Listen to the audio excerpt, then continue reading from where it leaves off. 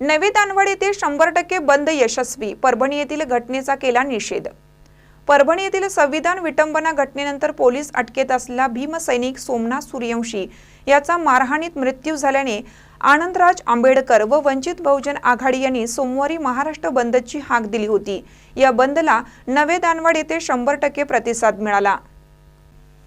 सकाळी नवे दानवड येथील ग्रामपंचायत जवळ सर्व दलित बांधव, सर्व धर्मीय लोक, सर्व भीमसैनिक, सरपंच, उपसरपंच व ग्रामस्थ एकत्रित जमून परभणी येथील घटनेचा निषेध केला। भीमसैनिक सोमनाथ सूर्यवंशी यांना यावेळी श्रद्धांजली अर्पण केली। यावेळी सरपंच सी.डी. पाटील, माजी उपसरपंच शहानूर गवंडी, ॲडव्होकेट राहुलराज कांबळे, चंद्रकांत कांबळे, विजय श्रावस्ती यांनी मनोगत व्यक्त करत सरकारचा निषेध केला।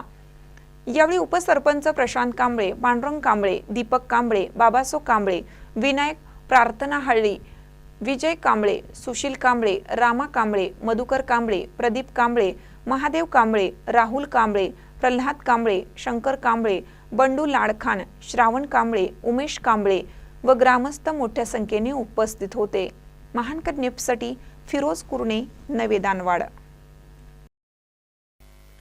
ताज्या बातम्यांसाठी महानकरेला सबस्क्राइब करा आणि बेल आयकॉनला क्लिक करा।